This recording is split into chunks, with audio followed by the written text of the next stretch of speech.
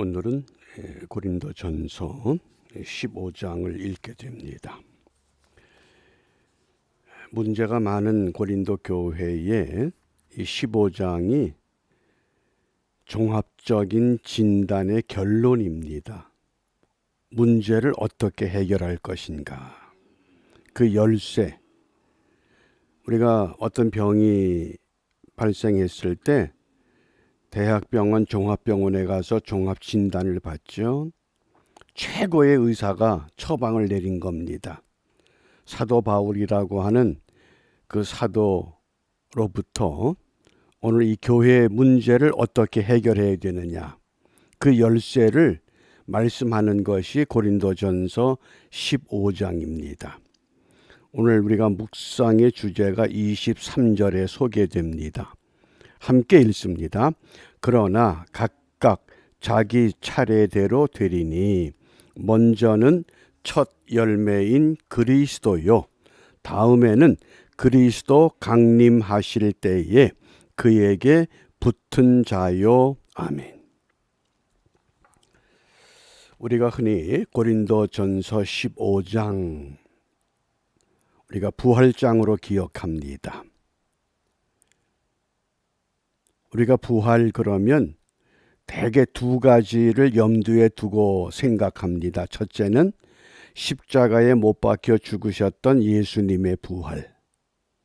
또 우리가 이 세상에서 예수를 믿기 때문에 다 죽지만은 이 다음에 반드시 부활한다고 하는 오늘의 사건이 아니라 미래의 사건으로 이해를 하고 또 그렇게 신앙생활을 합니다. 그런데 이 고린도전서 15장에서 사도 바울이 부활을 말씀할 때 그 부활의 말씀을 받는 대상이 누군가요? 교인인가요? 비교인인가요? 교인입니다. 그러면 교인들에게 부활을 어떻게 말씀하겠습니까? 예수님이 십자가에 못 박혀 죽으셨어. 우리 죄 때문에 다시 살아나셨어. 가장 기초적인 원리를 말씀할까요? 그게 아니라는 겁니다. 우리가 부활장을 이제까지 너무 오해하고 있었습니다. 바울이 고린도 교회를 향해서 부활을 말씀할 때는 부활의 원칙, 원리를 말씀한 게 아닙니다. 오늘의 신앙 상태, 바꿔 말하면 저와 여러분들의 오늘의 이 신앙 상태를 부활에 비유해서 말씀한 겁니다. 이걸 잘 이해하셔야 됩니다. 그래야만이 오늘 이 종합적인 부활의 이 열쇠가 어떤 문제를 해결하느냐. 그동안 우리가 읽어왔던 고린도전서의 말씀을 보면 가장 두드러졌던 문제가 파벌 싸움입니다. 음행입니다. 송사건입니다. 결혼에 대한 거, 우상의 재물에 대해서, 사도권에 대해서, 또 우상 숭배와 그 여자들이 교회에서 잠잠해야 된다. 그리고 질서와 덕을 지키면서 예언과 방언을 해야 된다. 성령의 은사, 가장 좋은 은사가 사랑이다. 그러면서 오늘 마지막 이 모든 문제를 어디에서 풀 것이냐? 첫 열매인 그리스도, 부활의 첫 열매라고 하는 겁니다. 그럼 왜 바울이 고린도 교회 성도들에게 첫 열매인 그리스도를 강조하느냐? 이 말씀은 곧 오늘 이 시대에 모든 교회와 모든 성도들에게 간곡하게 부탁하는 말씀이기도 합니다. 오늘 이 고린도전서에 보면 죽음이라고 하는 단어가 계속 반복됩니다. 한 5종류의 죽음이라는 단어가 있는데 두 가지만 꼭 기억해 주시기 바랍니다. 그 첫 번째가 다나토스라는 죽음입니다. 성경에서 거의 죽음을 얘기할 때는 다나토스를 말합니다. 죽어서 음부에 내려갔다. 그게 다나토스입니다. 그런데 고린도전서 15장에서 다나토스라고 하는 이 단어가 그렇게 많이 사용되질 않았습니다. 21절, 26절, 54절, 55절, 56절. 그러니까 한마디로 말하면 생물학적인 죽음, 육체의 죽음을 의미하는 게 다나토스입니다. 우리가 흔히 돌아가셨다, 운명하셨다, 그게 다나토스입니다. 이건 누구나 쉽게 이해할 수 있습니다. 그런데 두 번째 중요한 단어가 소개되는데 네크로스입니다. 네크로스. 네크로스. 이 다나토스는 명사형으로 사용되었다 그러면 네크로스는 형용사입니다. 이게 문법적으로 다릅니다. 그러면 형용사가 문법적으로 어떤 역할을 합니까? 혼자서 쓰이는 게 아닙니다. 다른 명사를 수식하기 위해서, 도와주기 위해서. 그래서 오늘 이 15장에서 보면 거의 모든 이 죽음이라는 것이 네크로스라고 하는 단어를 사용합니다. 그 대표적으로 우리가 그 12절에 보면 그리스도께서 죽은 자 가운데서 다시 살아나셨다 전파되었거늘 너희 중에서 어떤 이들은 어찌하여 죽은 자 가운데서 부활이 없다 하느냐. 고린도 교회 분쟁의 원인은 뭐냐? 부활의 신앙이 잘못됐다는 겁니다.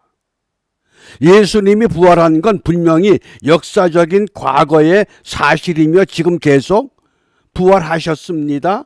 영원한 생명으로 존재하십니다. 그런데 그것을 믿는다고 하는 교회가, 성도들이 그 부활을 믿지 않고 너 누구 파야? 서로 손가락질을 하는 겁니다. 그러니까 이 네크로스라고 하는 죽음은 어떤 죽음이냐? 겉으로 보면 살아 있습니다. 그런데 영적으로 죽었다는 겁니다. 어떻습니까? 이해가 됩니까? 다나토스와 네크로스를 정확하게 이해해야만이 이 고린도전서 15장이 이해가 됩니다. 무엇을 말씀하는지를 우리가 분명히 깨달을 수 있습니다. 우리가 그동안 한국교회가 얼마나 많은 자랑했습니까? 선교 136년 만에 전체 인구의 4분의 1이 기독교인이 되었다. 그게 25%입니다. 또 심지어 세계 30대 큰 교회가 있는데 절반이 다 한국에 있다. 전부 자랑했습니다. 그런데 사도 바울이 볼 때는 그 네크로스라는 겁니다. 살아있는 것 같은데 죽은 것이다. 저는 이 말씀을 아침에 읽다가 요한계시록 3장의 사대교회가 생각이 났습니다. 제가 이제 이 말씀을 구체적으로 소개합니다. 살아있지만은 죽은 상태가 어떤 상태냐? 그 마태복음 28장 4절입니다. 예수님께서 무덤에 안장되시고 3일째 된 날 분명히 다시 살아나실 것을 말씀하셨습니다. 그래서 그 아침에 일찍 마리아를 비롯한 여러 여인들이 그 무덤을 찾아갑니다. 4절 말씀입니다. 마태복음 28장 4절. 이게 네크로스 상태를 말하는 겁니다. 함께 읽습니다. 지키던 자들이 그를 무서워하여 떨며 무엇과 같이 되었더라? 죽은 사람과 같이. 죽은 거예요? 안 죽은 거예요? 죽은 사람. 이게 네크로스예요. 살아있는데 죽은 사람처럼 됐다는 거예요. 왜? 아니 어떻게 살아났을까? 아니 분명히 예수님께서 내가 십자가에 못 박혀 죽어. 그러나 3일 만에 다시 살아날 거야. 직접 말씀을 듣고 가르침을 받았어도 믿지 못합니다. 하물며 2000년 후에 오늘 우리가 그 예수를 믿는다 그러면서 그게 쉽게 믿으십니까? 입으로는 아멘 할 겁니다. 그런데 마음속에서는 여전히 우리가 죽은 상태, 그게 네크로스라는 겁니다. 좀 더 구체적으로 이해합니다. 누가복음 15장의 탕자의 비유에 보면 작은 아들이 아버지를 떠났지요. 24절입니다. 누가복음 15장 24절 함께 읽습니다. 이 내 아들은 죽었다가 다시 살아났으며 내가 잃었다가 다시 얻었노라 하니 저희가 즐거워하더라. 작은 아들이 아버지를 떠나서 호랑방탕한 삶을 살다가 아버지로부터 물려받은 유산 다 탕진하고 이제 굶어 죽을 지경이 돼서 차라리 아버지 집에 가서 품꾼으로라도 살아보면서 밥이라도 먹고 살자. 그리고 아버지를 찾아옵니다. 그때 그 아버지가 이 내 아들은 죽었다가, 이게 네크로스입니다. 죽었다가 다시 살았다는 겁니다. 이해가 되셔요? 다나토스는 완전히 죽어버린 겁니다. 가망이 없어요. 근데 네크로스는 가망이 있어요.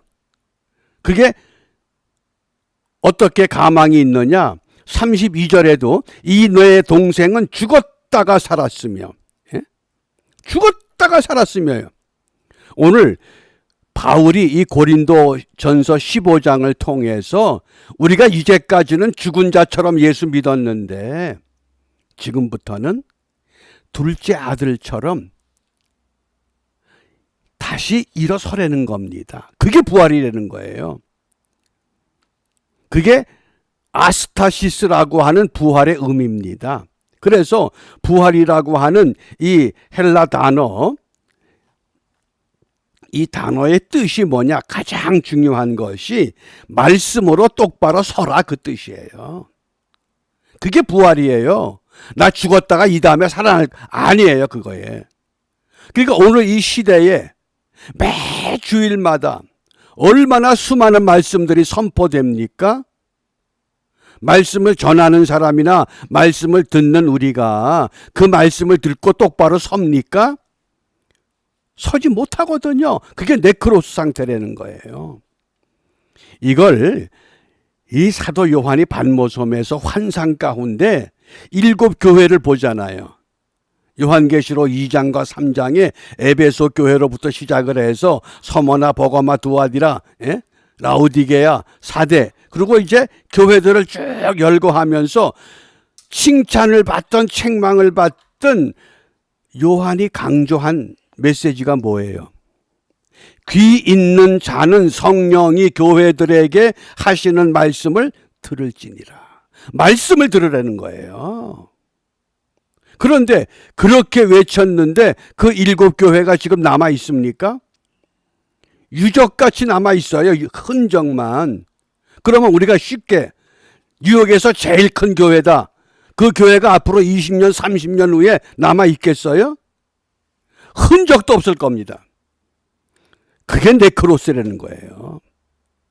이 상태가 되면 전혀 우리가 지금 심각한 이 영적인 고질병에 지금 붙잡혀 있다는 것을 이 부활장을 통해서 정확하게 진단해야 됩니다. 그러니까 고린도 교회 문제가 뭐냐? 너희들이 부활을 믿는다고 했어. 그런데 너희들은 완전히 네크로스 상태야. 살아있는 것 같은데 죽었잖아. 보세요. 이제 요한계시록 3장 1절 이런 배경을 가지고 이 사대교회를 향한 외침을 들어야 됩니다. 함께 읽습니다. 사대교회의 사자에게 편지하기를 하나님의 7 영과 7 별을 가진 이가 가라사대 내가 내 행위를 아노니 내가 살았다 하는 이름은 가졌으나 뭐라? 죽은 자로다. 이게 네크로스라는 단어를 썼어요. 그러니까 다나토스를 썼느냐 네크로스를 썼느냐 그 성경에서 요것만 구분하면 우리가 정확한 진단을 할 수가 있어요. 바꿔 말하면 오늘 나는 예수를 믿기 때문에 다나토스는 아니에요. 어떤 상태예요? 전부 네크로스라는 거예요. 자랑거리가 많아요. 나는 큰 교회, 나는 뭐 무슨 일을 했어, 나는 무슨 직분을 받았어. 다 소용없다는 거예요. 그게 네크로스라는 거예요. 왜? 바울이 그 고백을 하거든요. 15장에서 바울의 고백을 들어보셔요. 이 은혜가 내게 너무나 과분하다는 거예요. 나는 이런 은혜 받을 자격도 없다는 겁니다. 그래서 우리가 이 부활 신앙에 대한 의미를 잘 기억하셔야 돼요. 부활 신앙이라고 하는 것이 장차 미래에 다시 살아난다고 하는 확신을 갖는 게 부활 신앙이 아닙니다. 오늘 바울이 고린도 교회를 또 고린도 교회 성도들을 향해서 강조하는 부활 신앙이라고 하는 것은 내가 지금 살아 있을 때에 현실에서 죽지 않는다는 영원한 생명의 삶을 보여주려는 거예요. 그게 부활 신앙이에요. 그게 아나스타시스라고 그러는 거예요. 말씀 위에 굳게 서라. 그리스도의 생명을 가지고 나아가라. 지금까지는 죽었지만 다시 일어나라. 그게 부활이에요. 그래서 우리가 이제 앞으로 읽게 되겠지만은 고린도 후서 2장에서는 바울이 이것을 어떻게 지적하느냐? 그리스도의 향기가 되라 그랬어요. 또 3장에서는 그리스도의 편지가 되라. 어떻습니까? 그 많은 교회가 있고 그 많은 성도가 있고 그 큰 교회가 있다는데 우리 현실이 어떠냐고요? 정말 이 상태로 하나님이 두실 것인가? 아주 심각하게 두려워집니다. 그래서 오늘 고린도전서 15장 20절에 바울이 이걸 강조하는 거예요. 그러나 이제 그리스도께서 죽은 자 가운데서 다시 살아 잠자는 자들의 잠자는 자, 죽은 게 아니에요. 다나토스가 아니고 잠자는 자, 네크로스를 썼어요. 지금 전부 잠자고 있다는 거예요. 고린도 교회 성도들이. 자기 잘났다고 주장하지만은 너희들 다 잠자는 자야. 너희들을 위해서 첫 열매, 부활의 열매가 됐다는 거예요. 우리가 이 구약에서 첫 열매라고 하는 것은 처음 것을 하나님 앞에 바칠 때에 처음 것만 바치는 게 아니라 무슨 상징이에요? 모든 걸 다 바친다는 거거든요. 11조가 뭐예요? 10의 1만 바치는 것이 아니라 모든 게 주의 것입니다. 그 고백하는 거예요. 그걸 이제 16장에서 연보라고 하는 개념으로 결론을 내려주는 거예요. 그러니까 고린도전서 15장 16장이 뚱딴지같이 갑자기 부활을 이야기하고 갑자기 연보 얘기하고 참 이상하다 아니에요. 종합적인 진단의 결과 교회 분쟁이나 신앙의 문제는 어디에서 풀어야 되느냐? 부활에서 풀고 연보로 풀려는 거예요. 다 풀린다는 거예요. 왜 그러느냐? 이게 성경대로 이루어지기 때문에. 오늘 15장 3절 4절 내가 받은 것을 먼저 너희에게 전하였노니 이는 성경대로 그리스도께서 우리 죄를 위하여 죽으시고 장사 지낸 바 되었다가 성경대로 사흘 만에 다시 살아나사. 이때 성경은 신약이 아닙니다. 구약을 말씀하는 거예요. 오늘은 구약과 신약을 종합해서 성경대로 이루어질 거예요. 그 성경대로의 의미가 구약에서 제시가 됩니다. 그러면서 바울이 이 고백을 하는 거예요. 오늘 8절과 9절입니다. 8절과 9절 함께 읽습니다. 맨 나중에 만삭되지 못하여 난 자 같은 내게도 보이셨느니라. 나는 사도 중에 지극히 작은 자라. 내가 하나님의 교회를 핍박하였으므로 사도라 칭함을 받기에 감당치 못할 자로라. 아멘.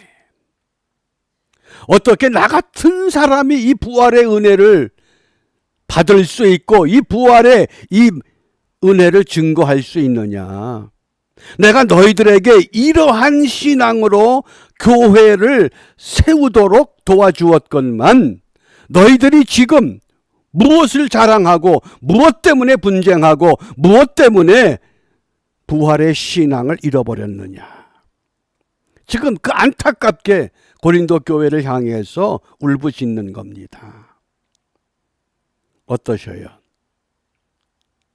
오늘 우리 현실이 어떤가 하는 겁니다. 국민의 4분의 1이 기독교인이라고 하는 건요, 이거 선교 1세기 만에 이렇게 되는 역사가 없었어요. 하나님의 은혜입니다, 그것이. 근데 제가 어제 잠깐 어떤 자연인의 삶이라고 하는 아주 짤막한 동영상을 봤어요. 어떤 자연인이 산속에 들어가 사는데 돼지 뒷다리 고기를 소금에다 절커가지고 5년 동안 먹지 않고 매달아 놨대요.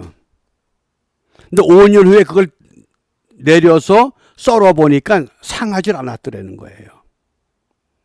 왜? 소금에 절커 놨었기 때문에.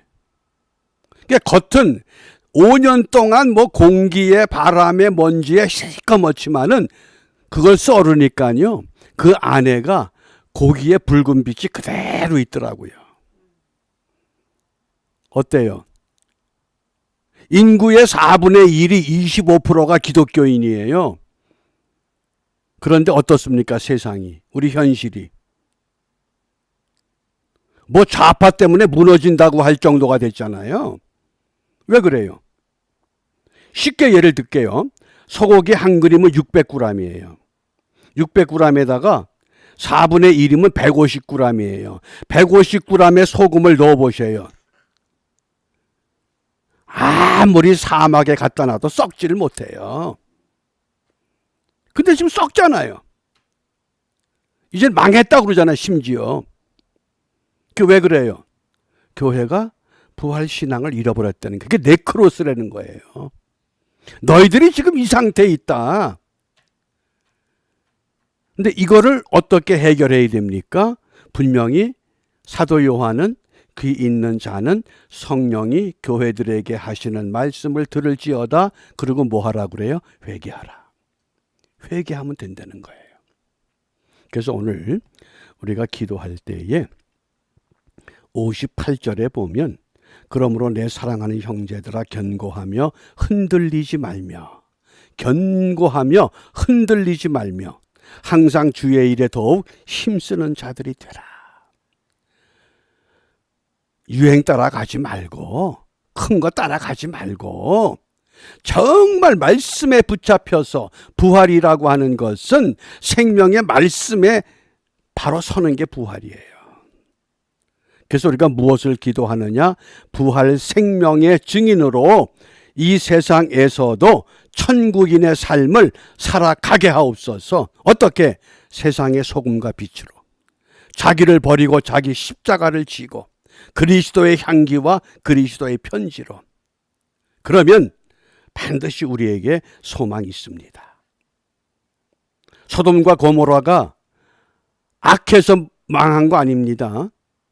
하나님이 원하는 의로운 사람 10명이 없기 때문에 그랬어요. 오늘날도 마찬가지입니다. 세상이 악해서 망하는 법 없어요. 하나님이 원하는, 하나님의 기준에 드는 부활의 신앙의 조건에 합한 그 인원이 없으면 우리 하나님은 하나님의 방법으로 진단하십니다. 얼마나 두려워요.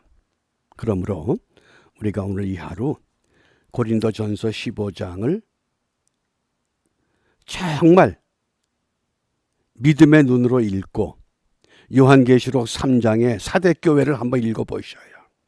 살았다 하는 이름은 있으나 너희가 죽었다. 죽은 사람이 자랑할 게 뭐 있어요? 아무것도 없어요.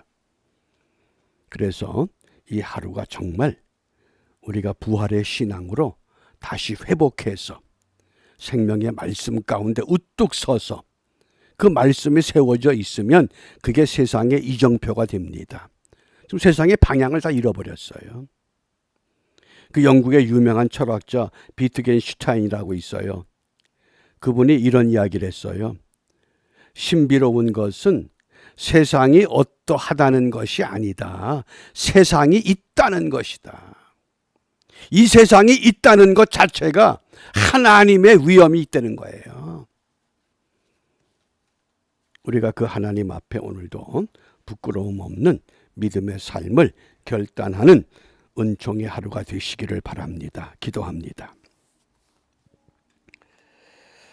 자비로우신 아버지 하나님, 죽은 자와 같은 형식적인 신앙을 회개하고 이 새벽 시간에 생명 있는 신앙으로 우리 모두 일어서게 하여 주시옵소서. 누구를 탓할 것이 아니라 이 말씀을 먼저 전하고 이 말씀을 먼저 들은 우리부터 하나님이 기뻐하는 부활의 신앙으로 무장하여 세상의 이정표가 되게 하시고 소금과 빛이 되게 하시고 그리스도의 향기 되시고 그리스도의 편지 되게 하여 주옵소서. 이러한 믿음을 위하여 주님이 가르쳐 주신 기도로 함께 기도합니다. 하늘에 계신 우리 아버지, 아버지의 이름을 거룩하게 하시며 아버지의 나라가 오게 하시며 아버지의 뜻이 하늘에서와 같이 땅에서도 이루어지게 하소서. 오늘 우리에게 일용할 양식을 주시고 우리가 우리에게 잘못한 사람을 용서하여 준 것 같이 우리 죄를 용서하여 주시고 우리를 시험에 빠지지 않게 하시고 악에서 구하소서. 나라와 권능과 영광이 영원히 아버지의 것입니다. 아멘.